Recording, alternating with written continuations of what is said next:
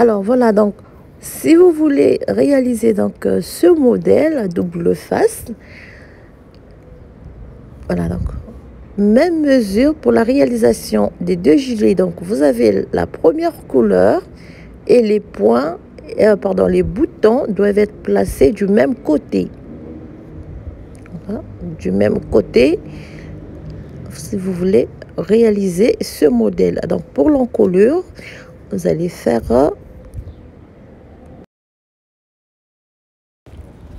voilà. Les boutonnières doivent être placées du même côté. Pour l'encolure, je disais même mesure pour les deux ouvrages. Donc vous avez donc au total 4 boutons pour chaque ouvrage. Alors vous allez choisir quelle couleur vous allez placer en dessus. Alors on va mettre un peu de couleur. Alors vous allez retourner. Alors moi je vais retourner le jaune, comme ceci. Vous le retournez de cette manière, de sorte que le point ajouré soit visible, ne soit pas caché, parce que vous allez, et je vais faire donc, je vais mettre ici.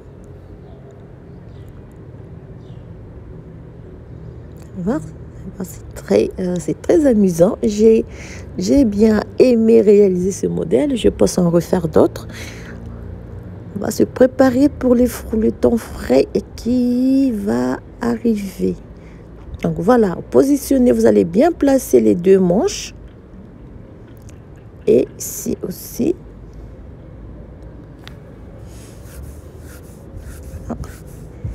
Alors moi j'ai fait une petite erreur au début. J'ai changé j'ai changé le côté donc des boutons. Je vais refaire ça tout à l'heure après la vidéo. Je vais changer. Je vais placer les boutons et les boutonnières du même côté. Donc positionnez bien, placez bien les deux ouvrages. Et donc voilà pourquoi j'ai dit au départ qu'il fallait avoir les mêmes mesures pour les deux ouvrages. Ici.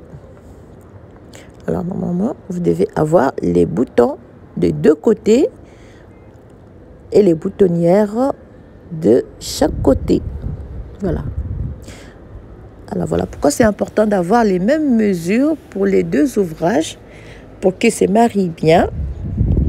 Pas qu'il y ait un qui est plus grand, l'autre un peu plus petit. Sinon, ça va fausser le travail. Voilà. On va passer cette fois-ci. Donc, voilà.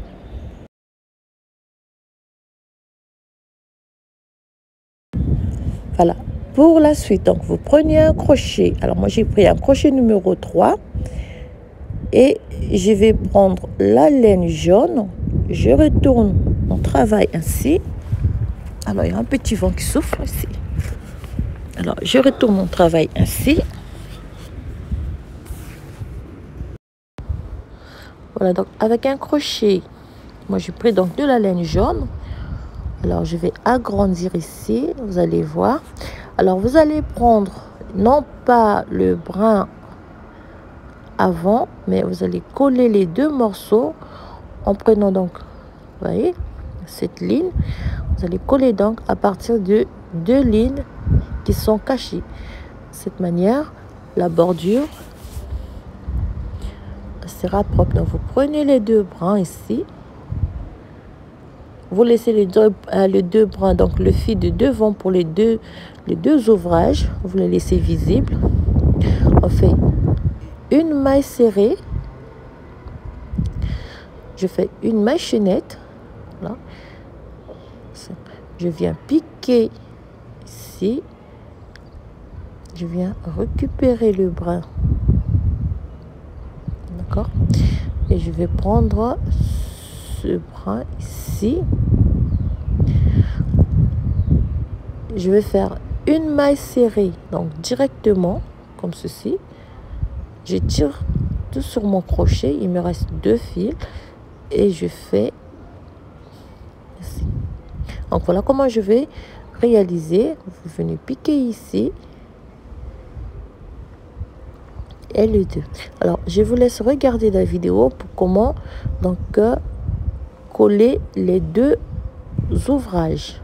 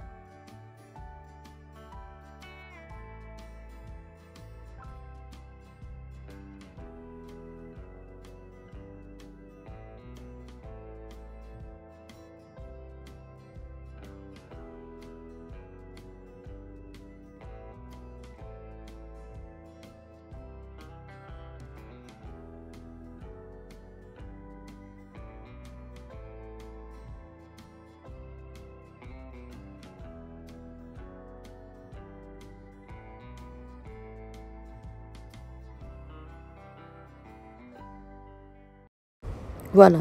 Alors, une fois que vous êtes arrivé donc ici, on va réaliser. Donc, vous prenez bien la dernière maille. Parce que j'ai pris un crochet. Alors, voilà pourquoi j'ai un peu du mal à relever donc ce brin ici. Voilà. Je vais prendre le brin du côté jaune. Non, vraiment le bois. Vous prenez vraiment le bout. Ici. Alors, ici, vous allez faire 2 mailles serrées ensemble ou 3 dans le même. Vous allez refaire donc l'opération dans les 2 brins qu'on a déjà relevés. Vous faites 3 mailles serrées ensemble ou bien 2 mailles serrées ensemble. Je ne suis pas encore dans le deuxième.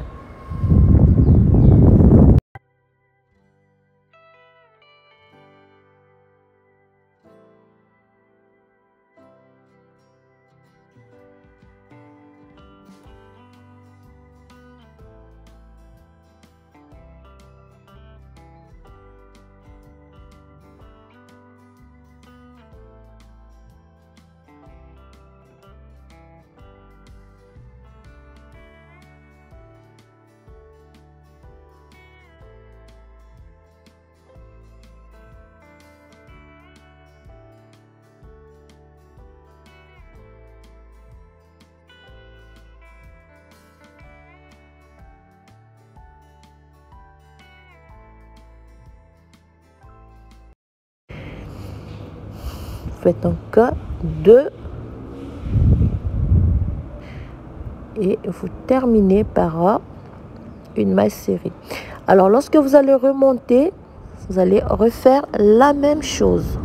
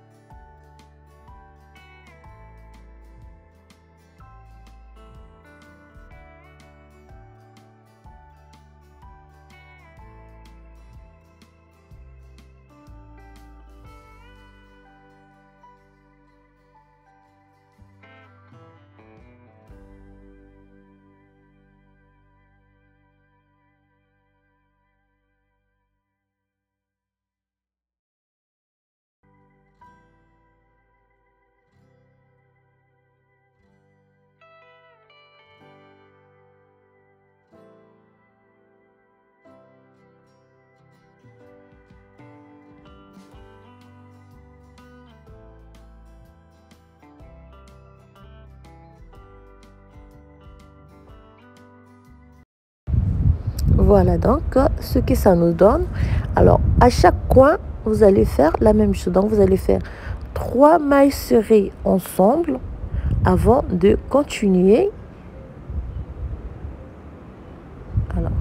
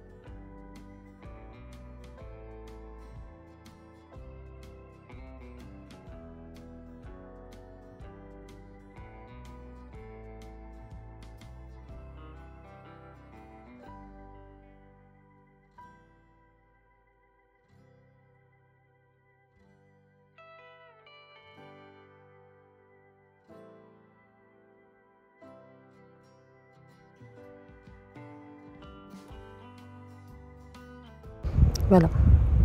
Comme j'ai dit, à chaque coin, on va faire 3 mailles serrées ou bien 2 mailles serrées ensemble. Alors ici, je vais terminer. Piquer simplement ici.